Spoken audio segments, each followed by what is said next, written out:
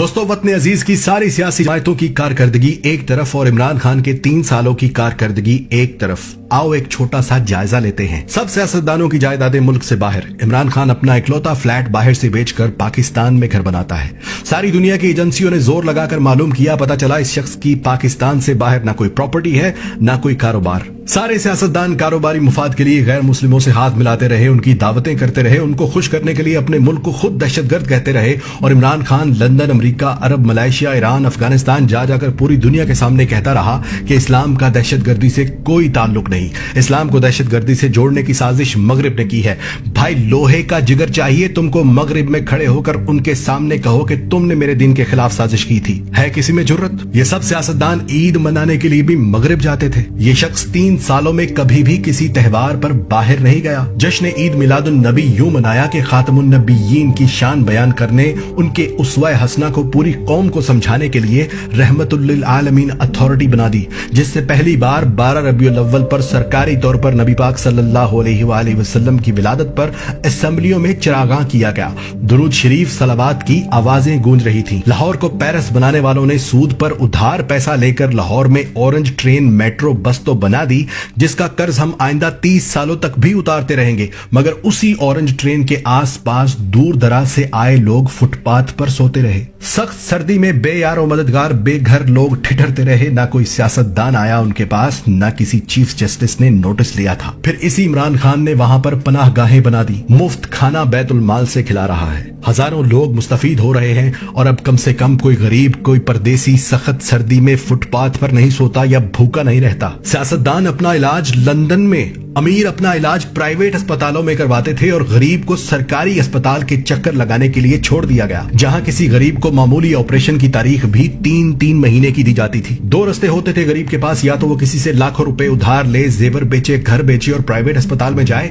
یا پھر 3 ماہ تک سرکاری اسپتال میں باری آنے کا انتظار کرے۔ اور آج اسی عمران خان نے پہلے پختونخوا اور اب پنجاب کے ہر خاندان کو 10 لاکھ روپے سالانہ کی انشورنس مفت کروا دی کہ جاؤ امیر غریب ایک جگہ پر علاج کرواؤ، پیسہ حکومت دے گی۔ کسان کو آڑتی لوٹ لیتے تھے، بیج اور کھاد ادھار دے کر کہتے تھے کہ فصل پوری ہمیں دینا، اور کسان مجبور ہو کر دیتا تھا۔ اونے پونے خرید کر گودام بھر لیتے تھے، نہ گنے کی پوری قیمت دیتے تھے نہ گندم کی۔ اسی عمران خان نے مفت ٹریکٹر تک تقسیم کیے ہیں، کسانوں کو کسان کارڈز بنا کر دیے جس سے سستی کھاد فراہم کی جا رہی ہے۔ حالانکہ تاجر مافیا اتنے ہی زور سے کھاد بلیک میں بیچ رہا ہے تاکہ حکومت کو گندا کر سکے، لیکن حکومت ایک ایک کر کے ان سب کے گوداموں کو سیل کر رہی ہے تاکہ کسان تک کھاد سستی پہنچے اور کسان کسی کی دباؤ میں آ کر اپنی فصل گروی نہ رکھے۔ دنیا کی سب سے بہترین ایئر لائن، دنیا کے سب سے بہادر پائلٹس، دنیا کی سب سے تیز ترین سروس دینے والی PIA کو سیاستدانوں نے کباڑا کر دیا، اور یہاں تک نہیں چھوڑا بلکہ اس کو بیچنے کی رٹ لگا رہے تھے، یہاں تک کہ اس کے ساتھ قومی سٹیل مل مفت دے رہے تھے۔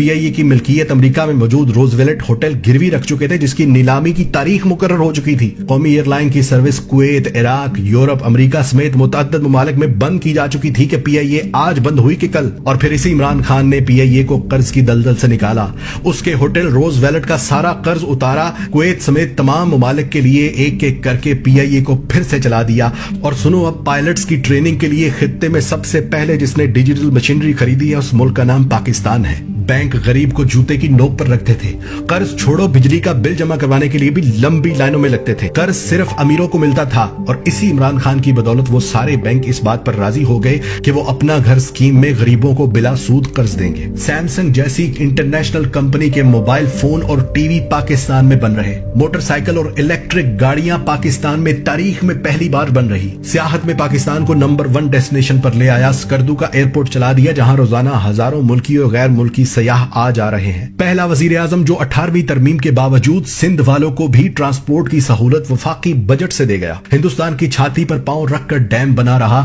گلگت بلتستان کو پاکستان کا آفیشیلی حصہ بنا دیا، افغانستان اور امریکہ کی 20 سال سے چل رہی جنگ ختم کروا دی، پردیسیوں کے لیے روشن ڈیجیٹل اکاؤنٹس کھولنے کی سہولت دے دی، نادرا کے باہر لگی لمبی لائنیں ختم کر دی، کسی پرائیویٹ انشورنس کمپنی کے طرز کے دفاتر بنا دیے، جہاں عورتوں مردوں کے لیے علیحدہ انتظار گاہیں، ایئر کنڈیشن کی سہولت، نئے درخت لگانا تو دور، یہاں ہزاروں درختوں کے روزانہ کاٹنے کی خبریں چلتی تھیں، وہاں آج کروڑ نہیں، ارب نہیں، खरब दरख्त लगा रहे हैं, जिससे दुनिया पाकिस्तान को शाबाश दे रही है। और जो पाकिस्तान 3 साल पहले तक सिफारती महाज पर अकेला हो चुका था, उसी पाकिस्तान की एक आवाज पर 56 ममालिक के सरबराहान OIC का इजलास अटेंड करने पाकिस्तान आ गए। आज तक की सबसे ज्यादा एक्सपोर्ट इन 3 सालों में हुई, आज तक की सबसे ज्यादा रेमिटेंस इन 3 सालों में आई, आज तक की सबसे ज्यादा तेज इंडस्ट्री इन 3 सालों में शुरू हुई। अब मुझे बताओ कि मैं इमरान खान को किस चीज के लिए ब्लेम करूं? अमीर गरीब को एक निसाब देने के लिए, परदेशियों को वोट डालने का हक देने के लिए, किसान को फसल का पूरा मुआवजा देने के लिए, अरबों से अपने परदेशियों से बराबरी का सलूक करने की दरख्वास्तें करने के लिए,